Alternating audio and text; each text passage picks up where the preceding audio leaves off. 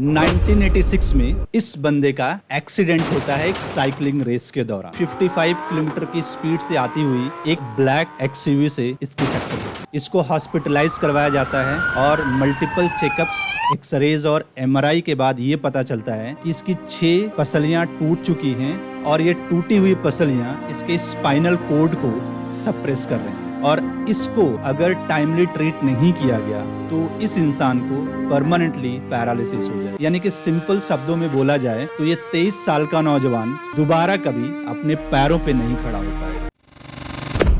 3-4 जो अच्छे डॉक्टर्स होते हैं, इनफैक्ट जो सर्जन स्पेशलिस्ट होते हैं, इस इंसान को सजेस्ट करते हैं हैरिंगटन रोड प्रोसीजर। और ये बहुत ही कॉम्प्लिकेटेड प्रोसीजर है। इसमें बॉडी को पीछे के साइड से ओपन किया जाता है और जो भी टूटी हुई वर्टिब्राज हैं उनको स्टील रॉड के सहारे स्पाइनल कॉर्ड के साथ हुक और क्लैम्प के थ्रू जोड़ दिया जाता है। और 1986 में ये प्रोसीजर बहुत ही कॉम्प्लिकेटेड था। लेकिन यहाँ इस स्टोरी में एक ट्विस्ट आता है कि ये बंदा हैरिंगटन रोड प्रोसीजर ऑपरेशन को मना कर देता है और अपने इस प्रॉब्लम को अपने माइंड के थ्रू हील करने के लिए हॉस्पिटल से खुद ही डिस्चार्ज ले लेता है। डॉक्टर्स इस बंदे के इस डिसीजन से काफी नाराज होते हैं। यहाँ तक कि जब इसको हॉस्पिटल से डिस्चार्ज किया जा रहा था तो एक डॉक्टर इसके फादर से बोलता है, please take care of your son, he is a psycho.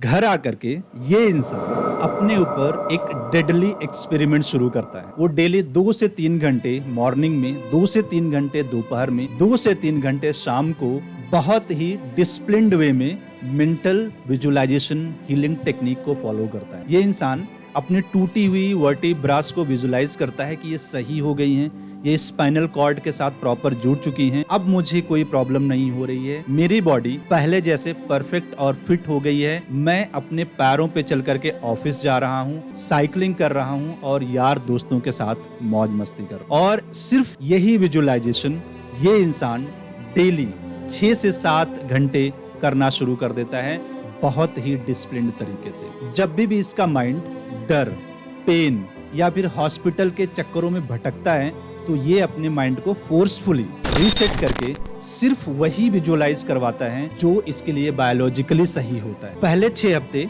इसने जबरदस्त पेन झेला। इसके हर एक शारीरिक मूवमेंट पे इसको अनबेरेबल पेन होता था। जैसे ही ये इंसान अपना पॉजिटिव फोकस लूज करता था, इसका मन भी एंजाइटी, ओवरथिंकिंग, लकवे का डर, इसमें बहुत गहराई से चला जाता था। लेकिन ये इंसान अपने माइंड को फोर्स करता था, रीसेट करता था, वापस आकर के उसी चीज को विजुअलाइजेशन करने के लिए जिससे इसका बॉडी बायोलॉजिकली फिट हो सके। 7th वीक में इसके ब्रेन का कोहेरेंट शिफ्ट होता है, यानी कि अब इसका माइंड इसके पॉजिटिव विजुअलाइजेशन, इमेजिनेशन और मेडिटेशन के अगेंस्ट फाइट करना बंद कर देता है। अब उसको पॉजिटिव थिंकिंग के साथ कोई भी प्रॉब्लम नहीं हो रही। 8th वीक से इसका पेन ड्रॉप होना शुरू हो जाता है। 10th वीक में ये सहारे के थ्रू चलना शुरू कर देता है।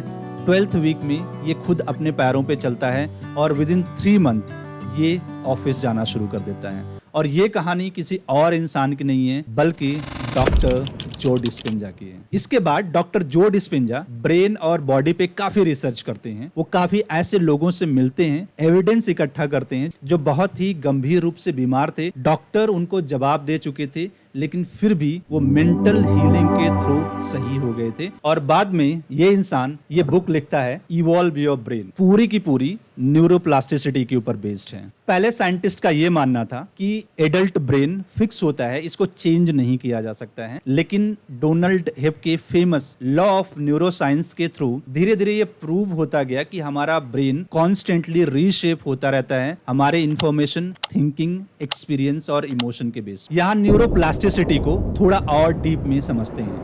जब भी हम कुछ नया पढ़ते हैं, सुनते हैं, महसूस करते हैं या एक्सपीरियंस करते हैं तो हमारे माइंड में इलेक्ट्रिकल न्यूरॉन्स फायर होते हैं और जो इलेक्ट्रिकल न्यूरॉन्स फायर होते हैं वो एक दूसरे के साथ वायर होते रहते हैं और वायर हो करके वो अपना एक न्यूरल पाथवेज क्रिएट करते रहते हैं। और जब हम किसी काम को बार बार रिपीट करते रहते हैं तो ये जो पाथवेज होते हैं ये काफी स्ट्रांग हो जाते हैं और जिसको हम हैबिट यानी कि आदत बोलते हैं। यानी कि आपकी जो ये हैबिट है वो एक्चुअल में आपके माइंड से शुरू होती है। और दूसरी सबसे इंपॉर्टेंट बात, जब हम किसी टास्क को मेंटली विजुलाइज करना शुरू कर देते हैं तो वो फिजिकली बॉडी में आना शुरू हो जाते हैं, क्योंकि हमारा ब्रेन विजुलाइजेशन और रियलिटी में डिफरेंशिएट नहीं कर पाता है। इसलिए डॉक्टर जॉ डिस्पेंजा विजुलाइज कर रहे थे कि वो सही हो गए हैं, वो अपने पैरों पे चल रहे हैं, वो ऑफिस जा रहे हैं और अपने यार दोस्तों के साथ मिलकर के मौज मस्ती कर रहे हैं। क्योंकि जो इमोशन होता है वो हमारे माइंड को सबसे ज्यादा इंपैक्ट करता है। अब ऐसा होता क्यों है? तो इसका रीजन है कि हमारा जो शरीर है ये एक तंत्रिका तंत्र का जाल है और हमारा माइंड और बॉडी एक दूसरे के साथ 100 बिलियन न्यूरॉन्स के साथ कनेक्टेड है। यानी आपका जो फिजिकल स्टेटस है वो हमेशा मेंटल स्टेटस के साथ मैच करता है। अगर आप मेंटली मन से कॉन्फिडेंट हैं तो उसका रिफ्लेक्शन आपकी बॉडी में 110% दिखेगा। अब हम न्यूरोप्लास्टिसिटी को अपने बेनिफिट के लिए कैसे यूज कर सकते हैं? तो सबसे पहले आपको ये फिक्स करना पड़ेगा कि आपको फ्यूचर में क्या बनना है, कैसा बनना है, कैसा दिखना है, क्या चाहते हैं। यानी कि आपका एक गोल फिक्स होना चाहिए। और दूसरा, आप ये विजुलाइज करो कि आप वो इंसान ऑलरेडी बन चुके हो, आप इमोशनली मेंटली उस लाइफ को जी रहे हो। तीसरा, अब आप उस गोल के अराउंड इंफॉर्मेशन इकट्ठा करो, नॉलेज इकट्ठा करो, एक्सपीरियंस इकट्ठा करो। और चौथा, आपका जो गोल है वो फिक्स रहना चाहिए, हर दिन बदलना नहीं चाहिए।